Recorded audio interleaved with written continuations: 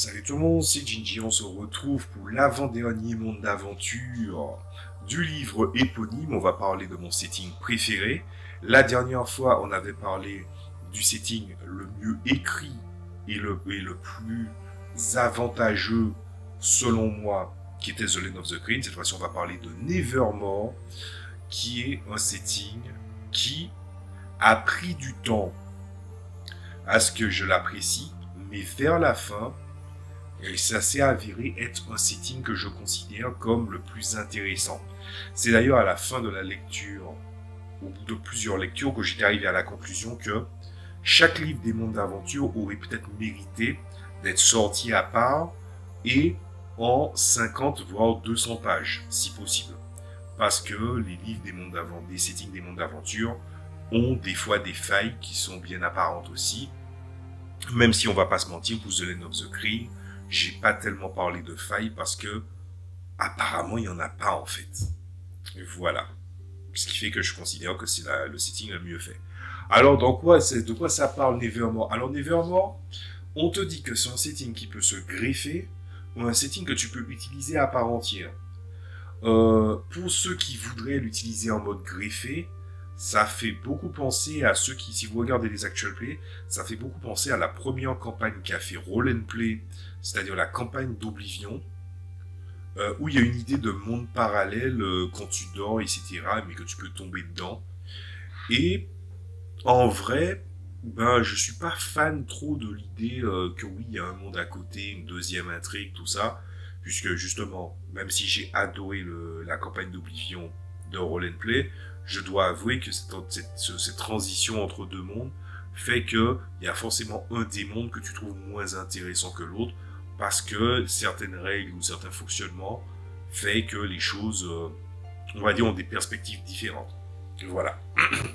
Alors, de quoi ça parle? En gros, ça parle du fait qu'il y a très longtemps, les humains n'étaient pas les seuls sur Terre et qu'à un moment donné, les fées se sont retirés du monde avec leur divinité qui était Fae-Alig pour aller dans le monde des rêves. Donc, à ce moment-là, pendant qu'ils s'étaient retirés, il y avait une période de prospérité entre toutes les différentes créatures les créatures féeriques, mais aussi en contact avec les créatures de rêve, qui fait beaucoup penser dans un sens à le truc de South Park de Imagination Land, où les mondes de rêve est là où il y a un point de convergence entre tous les rêves, c'est-à-dire que tout ce qui existe de manière métaphysique ou encore toutes les choses qui viendraient de l'imagination pourraient bel et bien exister. Cependant, il y a une déesse qui est la déesse Lilith qui a décidé de causer pas mal de choses, et suite à la mort de Fae-Alig, suite à la mort d'un enfant de Fae-Alig, il est rentré dans une période de chagrin qui fait que le monde des humains a été, entre guillemets, pas recouvert d'eau, mais le niveau de l'eau monte de manière anormale. Voilà. Et donc, du coup, il y a des personnages qui finissent par tomber fatalement dans Nevermore, tout en sachant que je dis le monde des humains, mais en fait c'est interchangeable, puisque tu peux dire tout simplement le monde des mortels ou dans ton setting, le monde de ton setting au monde de Nevermore.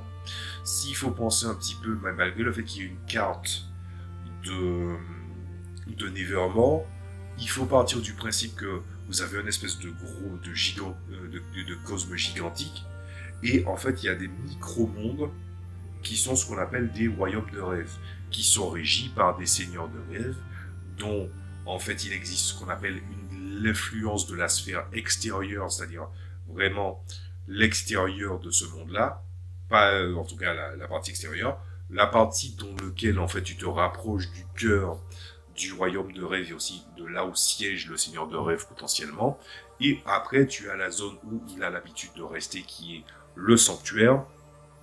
Et en fait, il existe des heures, on va dire, du temps du monde des rêves qui, en fait, sont divisées en 3 cycles de 8 heures. Donc, du coup, ça fait 24 heures. Sauf que la lecture du temps qu'on passe d'une heure à une heure dans le cycle à une autre est changeable en fonction du lieu dans lequel tu es.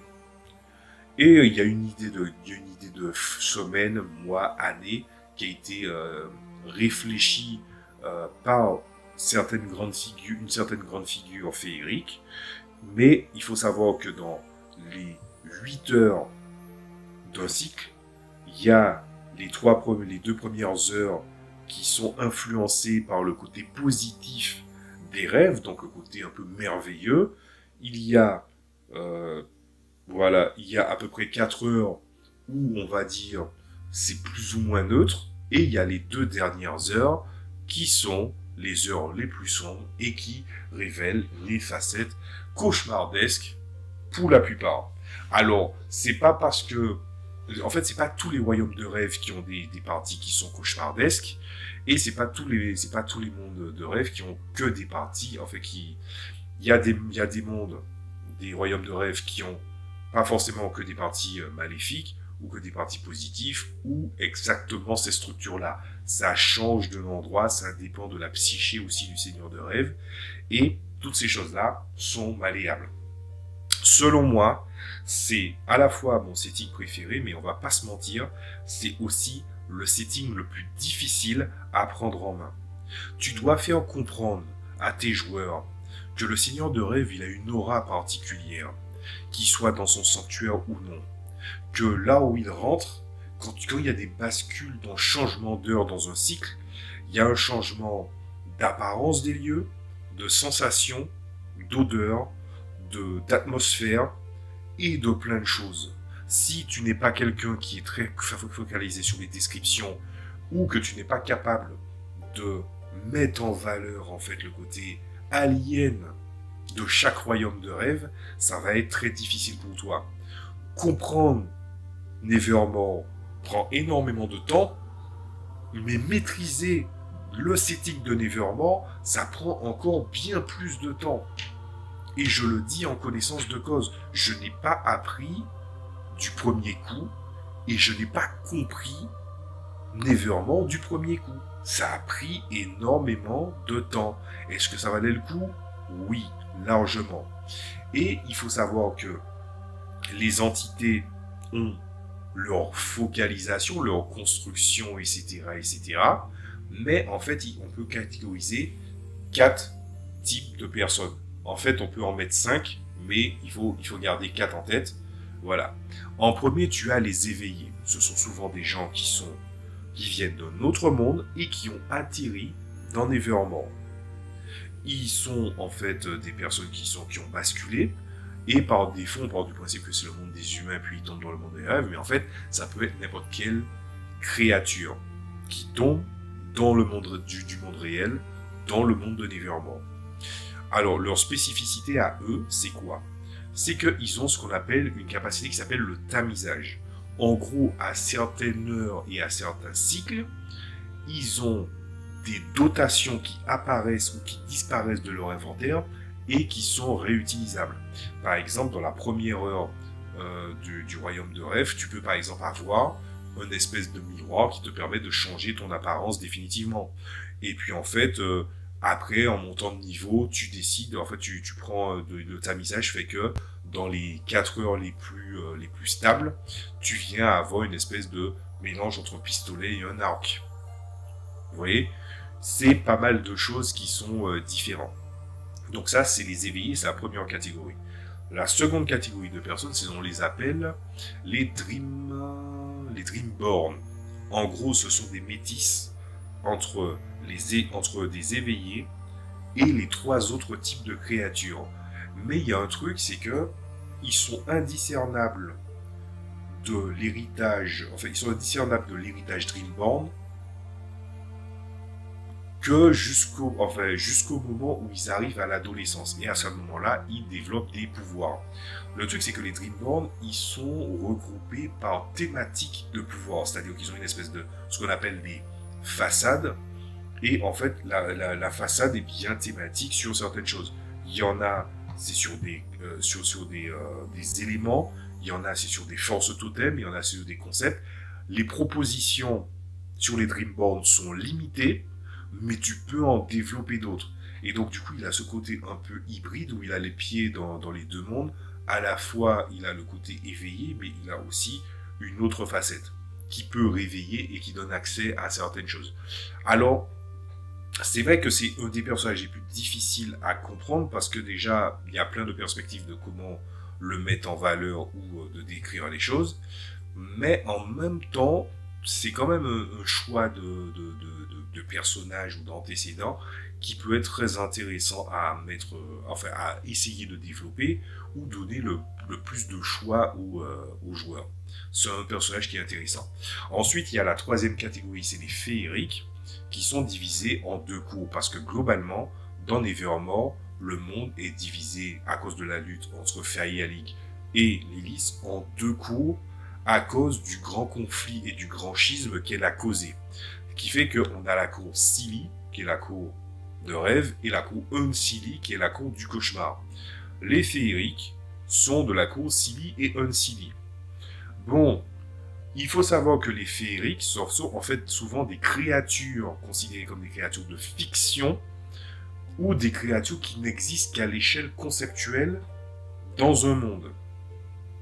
Mais, les exemples qui ont été donnés dans le livre sont archaïques.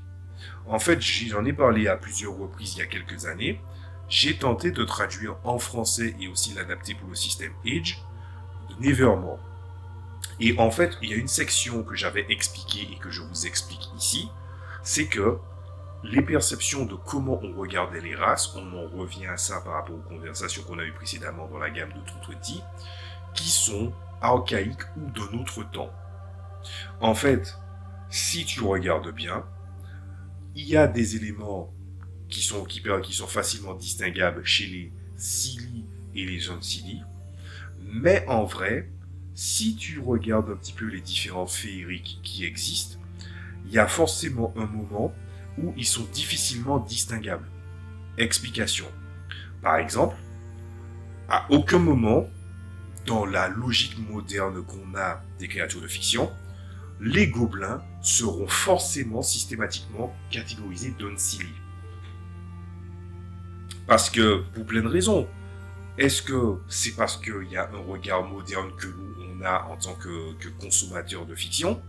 Est-ce que c'est parce qu'en fait, les gobelins dont tu veux t'inspirer sont pas les gobelins que tu vois dans la fantaisie à la Donjons et Dragons ou dans le Seigneur des Anneaux, mais tout simplement que c'est les gobelins vraiment de la perception de l'ancien temps dans les mythologies germaniques, où ils sont indiscernables des gnomes ou des petits elfes.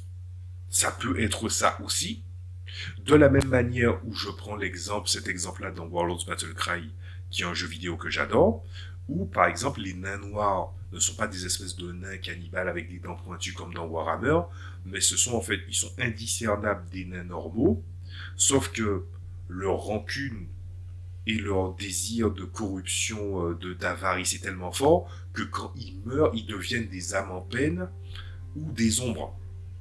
Ils deviennent littéralement des spectres en mourant, parce leur esprit a été corrompu par le seigneur Fiénon.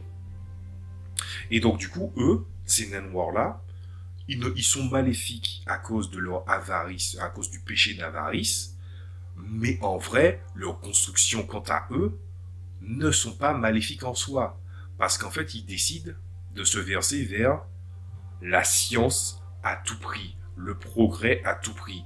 Ils sont prêts à vider les mines, démolir tous les arbres aux alentours, si ça leur permet de faire des golems pour étendre leur empire. Ce que je veux mettre en avant là-dedans, c'est que il existe différentes interprétations de pourquoi des créatures peuvent se trouver des deux versants. La même espèce ou plusieurs interprétations de l'idée d'une espèce. Tu peux avoir la créativité que tu veux à ce niveau-là. C'est pour ça que même si on te dit « Ah oui, il y a des créatures, elles sont distinguables de la cour Silly ou Unsilly », ce que moi j'ai décidé de faire dans mes campagnes, c'est que c'est pas forcément visible. C'est-à-dire que s'il y a des personnages qui ont une sagesse, un score de sagesse plutôt élevé, ou qu'ils ont des compétences qui leur permettent de percevoir certaines auras ou certaines choses, ce qui n'est pas très mis en avant dans les settings de système d'EV en général, mais que moi, c'est des thématiques dans ma façon de voir l'imaginaire qui est bel et bien existant.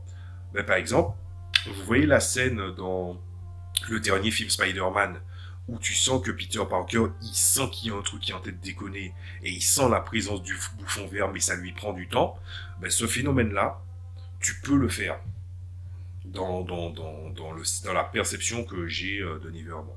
Et puis, tu as la quatrième catégorie de personnes qui est en fait ce qu'on appelle les Dream Spawn. Alors, comment vous expliquer? Les Dream Spawn, c'est difficile à évaluer. En gros, imaginez que ce sont les natifs les plus purs d'un royaume de rêve ou de Nevermore en général, et que selon les heures à laquelle on se trouve, ils peuvent changer radicalement. Et en fait, le changement, quand il y a des changements de cycle ou des changements d'heure, ces changements-là sont perceptibles en fait aussi par leur changement d'apparence. Je prends un exemple. Dans les heures les plus claires, peut-être que le gars que tu connais, le Dreamstone que tu connais, ah ben, il a une apparence d'homme adulte qui est un milicien dans le royaume de rêve dans lequel il est. Mais que quand il arrive aux heures les plus sombres, il doit se dépêcher de rentrer chez lui parce que quand il est dans les heures les plus sombres, il se transforme en enfant ou en bébé. C'est un exemple. Après, on t'a mis un truc dans les règles où en fait les Dream Spawn, malgré le fait que c'est une rage swab, n'a qu'un degré d'échec au lieu de 4. Sauf que je ne sais pas s'ils l'ont fait pour dire que les Dream Spawn, ils sont tous comme ça, à l'exception des joueurs, ce que je pense qui est le cas, parce que sinon, un joueur qui ne peut encaisser qu'un degré d'échec, c'est vite problématique, ou c'est eux tous. Moi, je suis parti du principe que, par défaut, il faut voir les Dream Spawn comme les petites bestioles que tu vois dans la nature, dans les jeux vidéo, et que bon, tu peux quasi les one-shotter, ou les éléments de la même manière que les éléments du décor, ou des figurants. Mais attention, les Dream Spawn ne sont pas des figurants. Autant par exemple les féeriques, c'est vrai qu'on n'en a pas parlé, ils ont les spécificités qui sont propres à ce qu'ils sont, c'est-à-dire que, imagine, tu as la créature, elle existe dans le monde réel, et elle arrive dans le monde de Nevermore, et que tu sais, elle devient une féerique. Ben, la féerique, elle a les spécificités propres au pouvoir qu'il a, ou aux capacités qu'il a dans le monde réel et dans Nevermore, il a les deux. Ce qui fait qu'il est généreux en quantité de trucs qu'il possède. Ensuite, me semble-t-il que c'est inhérent que les féeriques ont une vision nocturne, par exemple. Bon, ça, c'est le délire des jeux à la Donjons et Dragons avec de la vision nocturne à Tire-Larigot. Il n'y a pas mort d'homme. Mais la polyvalence ou le mélange de la mixité entre les héritages qu'ils possèdent sont généreux. Mais les Dream Spawn, même si on est d'accord que les Dream Spawn ont l'air de figurants par défaut, mais ils ont un truc qui font que ils ne sont pas tellement des figurants que ça. Déjà, non seulement ils ont des métamorphoses que à chacun ils ont des trucs différents, c'est dommage qu'ils aient pas pris d'exemple pour montrer aux gens comment faire les différentes métamorphoses d'heure en heure. Mais moi, ce que je vous propose, si vous voulez jouer à ça avec des Dreamborn, c'est de vous dire de quel monde vient-il, quelles sont les spécificités de son monde, pour savoir combien d'apparence il a. Et à ce moment-là, vous vous dites, ah, il est dans ces heures-là, voici ses stats, voici ses stats, voici ses stats. Mais que, par exemple, le niveau ne change pas. C'est le seul moyen qui est très très simple de changer ça. Parce que un Dream Spawn peut changer d'apparence du tout au tout. Comment dire ça, les premiers, dans les heures les plus claires, ça peut être un animal, et puis en fait, il devient un homme animal dans les heures les plus sombres. ou que dans les heures au milieu, il a une apparence qui n'a rien à voir. Genre une apparence fantomatique ou éthérique ou élémentaire. Il y a plein de trucs marrants à faire avec le Dream Spawn. Mais c'est vrai que j'ai fait beaucoup de ronds de jambes pour expliquer quand même c'est quoi la spécificité du Dream Spawn. Le Dream Spawn, quand il tape quelqu'un qui a des points de conviction de rêve, il les fait disparaître. Et en plus de ça, il précipite ce qu'on appelle les contre-coups. En gros, tu possèdes ce qu'on appelle des points de conviction de rêve. Plus tu utilises des points de conviction de rêve dans une scène, plus tu es susceptible de subir les contre-coups. Selon ton niveau de volonté et la marge d'échec que tu as eu, les conséquences, normalement, au début, ils sont très très généreuses. Mais à partir du niveau 8, ça commence à être un peu désastreux. Ah ben, du coup, les Dream Spawn, quand ils attaquent les gens, ils attaquent les points de conviction de rêve des gens, avec une chance de provoquer des contre-coups. Ce qui fait que, parmi les 4 catégories, il y a l'espèce de polyvalence où il peut changer d'apparence du tout au tout, tout en sachant que le meneur de jeu doit quand même faire attention à ce qu'il met, puisque tu peux pas faire n'importe quoi non plus. Mais en plus de ça, il peut attaquer directement les points de conviction de rêve. Et puis la 5e catégorie dont j'ai parlé, mais qui n'est pas présente qui n'est pas explicitée dans le jeu, c'est tout simplement la notion de seigneur de rêve. Un seigneur de rêve peut s'éveiller, une créature peut devenir un seigneur de rêve et s'éveiller, et à ce moment-là, dans un certain sens, il s'affranchit des codes les plus basiques des 4 catégories, et il peut créer son propre microcosme, et ça crée un royaume de rêve. Il existe des royaumes de rêve mineurs et des royaumes de rêve majeurs, et en fait ça immortalise une idée du conflit qui a existé et du monde. Finalement, on se rapproche de ce qu'on voit dans certains jeux de rôle de fantasy, où des fois tu as une carte qui est plus ou moins détaillée, mais que tu as des gros lieux, mais t'as pas de petits lieux dits, et ça te laisse suffisamment d'espace sur la carte pour imaginer le monde. Voilà. Le problème, c'est que la carte, la manière dont elle est faite pour Nevermore, je dois avouer, je ne l'utilise pas comme ça. C'est-à-dire que je me dis pas, ah, c'est une espèce de lieu où on avance. Moi, je me suis inspiré, pour vous donner un registre, je me suis inspiré du jeu qui s'appelle Spellforce, pour ceux qui connaissent.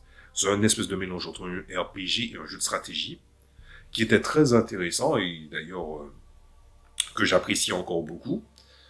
Et le truc, c'est que, dans ce monde-là, le monde est scindé en plusieurs fractales, parce que avant le monde ne faisait qu'un, et quand il est parti en fractal, il a des espèces de points d'ancrage dans le monde qui t'amènent d'une fractale à une autre. Il y a plusieurs fractales qui sont reliées et qui t'amènent à une autre. Et c'est plus ou moins le chemin que j'ai décidé de prendre. Comme ça crée une espèce de carte abstraite, un peu à l'image de constellation, qui permet de dire où les joueurs sont allés et qu'est-ce qu'ils font. Et ça permet de faire une découverte encore plus merveilleuse que ce qu'on a l'habitude de faire. Parce que partir sur les chemins en dehors des influences des domaines, ben, il n'y a pas de choses qui sont explicitement dites que quand tu sors un royaume de rêve, est-ce que c'est collé, les royaumes sont collés ensemble, ou est-ce qu'il y a une espèce de gros gap où les règles ne s'appliquent pas? Ça n'est pas explicité. Voilà. Et puis, du coup, on voit qu'il y a des mécaniques qui sont posées, donc déjà les mécaniques qui sont spécifiques aux différentes catégories de personnes. Puis ensuite, il y a évidemment la notion de contre-coup que je vous ai expliqué, où tu peux voir différentes influences, différentes choses. Il y a même le rôle du rêveur qui est mis en avant, tout en sachant que, je sais pas si je pense que ça a été fait pour certains rôles où en fait, par exemple les féeriques, où c'est difficile de voir quelqu'un qui vient du monde réel devenir un féerique, à moins bien sûr qu'il est déjà de l'espèce qui est considérée comme métaphysiquement en fait théorique. Donc pour éviter ce genre de choses-là, ça peut servir de bouche-trou, voilà, même si je sais que c'est pas très glamour. Et puis on vous parle aussi de la névérite. Et la névérite, en fait, c'est une espèce de comment dire ça? La névérite, c'est la monnaie du jeu. C'est de l'essence de rêve. En gros, il faut imaginer une ressource genre des objets qui ont une espèce d'iridescence multicolore. Et voilà. Alors moi, j'ai décidé de faire un truc un peu. En fait, au début, je pensais que j'avais inventé un truc, mais en gros, j'avais décidé que c'était inspiré des polyèdres, donc des dés que vous avez à 4, 6, 8, 10 faces, puisqu'il y a un système de monnaie dans le True 20. Et du coup, par exemple, quand tu as, ça valait 4, eh ben, c'était un tétraèdre. Quand tu avais 8, ça valait un octaèdre. Quand tu étais 20, c'était un dé à 20 faces et tout ça. Et après avoir relu, c'est avec surprise que j'ai découvert que c'est plus ou moins comme ça qu'il fallait voir la Névérite. Donc voilà, moi j'ai vu un mélange entre ça et les trucs de Kingdom Hearts, mais je suis pas fan de Kingdom Hearts, mais dans Kingdom Hearts 2 avec les espèces de gemmes que des fois tu finis par dropper, et par exemple tu vois que tu as une pièce qui vaut un de Névérite, et tu as une autre pièce, enfin tu as une Névérite, c'est en forme de petite sphère, une petite bille, quand tu mets deux ensemble, ça fait une pièce, et après, quand tu passes à avocat, tu tétraèdes, après des à 6 faces, etc., etc. Il existe évidemment des conceptions de comment tu fais des objets magiques, comment la névérite à la fois c'est une monnaie, mais c'est une essence de rêve, une ressource puissante et commune, même s'il existe des choses dans les royaumes de rêve qui pourraient exister dans le monde réel ou des choses qui sont totalement fantasmatiques, la névérite, c'est le moyen le plus sûr d'avoir la capacité de produire quelque chose. Parce que qui dit qu'on est dans un monde de rêve veut dire aussi que de manière lucide ou de manière métaphysique, on peut le créer, on peut influencer, on peut altérer. Même si c'est pas forcément le vivant, mais on peut altérer certaines choses. Donc à la fin de tout ça, vous avez toutes les données pour faire différentes choses dues à l'évolution du monde de Nevermore, mais je vais pas mentir, en matière de proposition, il y a des lieux majeurs, il y a la sphère extérieure, quel est l'effet, la sphère intérieure, quel est l'effet, le sanctuaire, quel est l'effet, on te dit qui est là et qu'est-ce qu'il fait, il n'y a pas forcément de profil de stat block, donc c'est à vous de voir. Moi, je suis parti du fait que quand je crée un royaume de rêve, je préfère créer des petits royaumes de rêve indépendants. Les royaumes de rêve majeurs, c'est-à-dire ceux qui sont proposés dans le jeu, je pars du principe qu'ils sont au niveau 12. J'ai décidé de prendre le parti des systèmes des 20, tout simplement. C'est-à-dire que tu prends les données du système des 20 et tu te dis, les joueurs, ils ont du mal à envisager de jouer au-delà du niveau 12. Donc j'ai fait que les personnages majeurs sont au niveau 12. Même si en vrai, par exemple, Fayalik ou Lilith, si on venait à les rencontrer, c'est obligatoirement des niveaux 20. Donc voilà. Et puis du coup, si je dois parler de trucs en conclusion, c'est que moi, ça me fait beaucoup penser à une œuvre française, un manga français, qui est Dreamland de Renaud Lemaire, c'est ça, qui est une œuvre qui est quand même assez géniale, puisque moi j'ai commencé avec le remake, et je trouve que c'est quand même intéressant comment Nevermore fonctionne, parce que c'est pas forcément Dreamland n'est pas forcément aussi détaillé que Nevermore. Mais la codification de différents mondes et de différents sanctuaires, de différents lieux, ou même par exemple comment la perspective d'un rêve ou de l'influence d'un rêve vis-à-vis d'un endroit pourrait altérer la psyché des rêveurs ou ce qui se passe autour de lui, c'est quelque chose que tu pourrais très bien voir dans Nevermore. Donc je trouve qu'il y a une passerelle commune.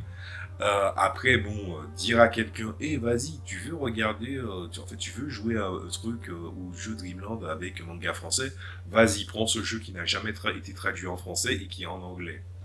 Alors, les gens arrivent à passer la barrière de la langue, etc., etc.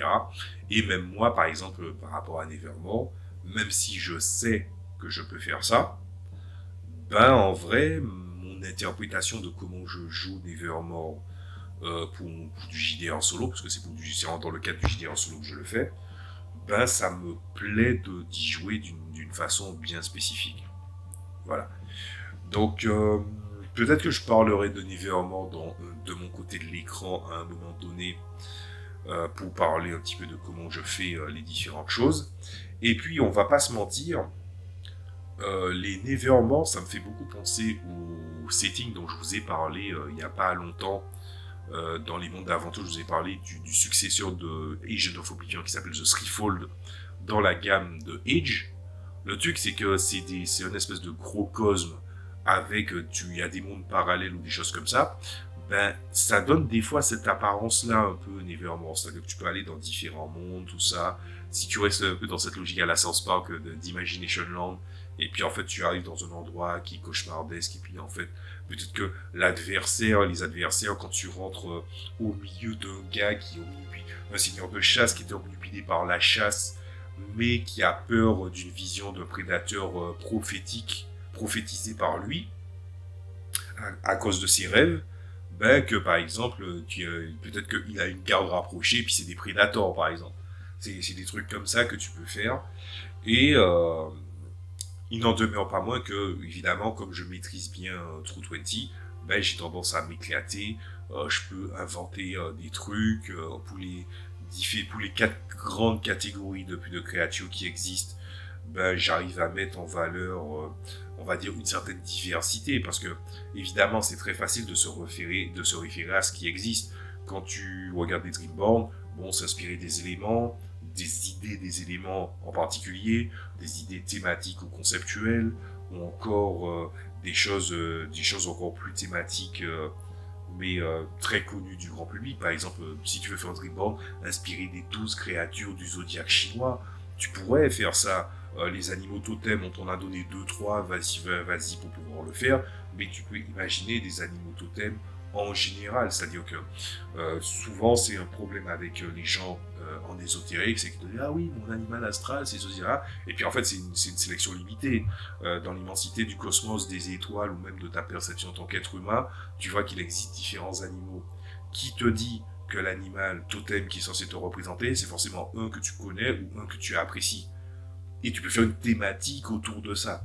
Il y a tellement de moyens de mettre en valeur des concepts à la fois que tu connais ou aller dans des trucs inconnus mais qui ont un choix bien précis. Surtout que la fantaisie que je fais avec le jeu de rôle que je suis en train de créer, c'est un peu de ça aussi. C'est-à-dire qu'il y a une place pour le mystique, il y a une place pour l'évocation, pour l'interprétation.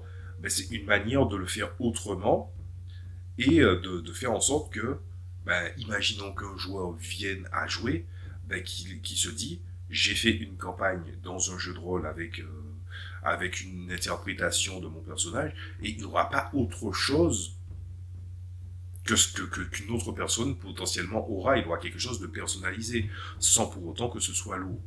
Mais bon, on va pas se mentir, si ça vient à être comme ça, on peut pas se mentir sur le fait que c'est tout à fait normal que des gens aient du mal à maîtriser Nevermore, parce que Nevermore demande une compréhension de départ, puis ensuite il faudra maîtriser tous les fondements de Nevermore, et après, pas forcément le briser, puisque je pense que tu peux pas briser Nevermore, mais plutôt essayer d'aller dans des directions où tu ne vas pas. Nevermore, c'est le royaume des rêves. Je pense que les rêves prennent beaucoup de choses qui ontologiquement, ben, dans notre conscience existent, mais il ne faut pas oublier qu'il y a aussi la perception du rêve et de la réalité, c'est-à-dire que d'autres choses qui seraient possibles ou pas selon certaines logiques, et que tu peux te dire, fuck it, je vais par là. C'est pour ça que Nevermore est mon setting préféré, et de loin. Parce que ça me permet de faire des choses ultra folles, de faire des aventures qui est autour. Et je précise quand même un petit détail, la raison pour laquelle j'ai fait du JDR solo autour de Nevermore, c'est pas parce que je trouvais pas de joueurs, mais plutôt parce que j'étais en train de traduire Nevermore et je l'adaptais pour une version française, c'est-à-dire que j'étais en train de faire un truc officieux, évidemment. Mais je voulais le traduire pour que, parce que j'imaginais ça un petit peu comme un exercice, et puis à la fin j'en ferais une mise en page, etc., etc. Sauf que j'ai dû mettre ça en suspens parce que je veux travailler d'autres compétences. Et c'est d'ailleurs ce que je suis en train de faire en ce moment. Donc, je ne sais pas où ça va aller, mais peut-être qu'à un moment donné, je vous parlerai de Nevermore de mon côté de l'écran ou dans un JDR.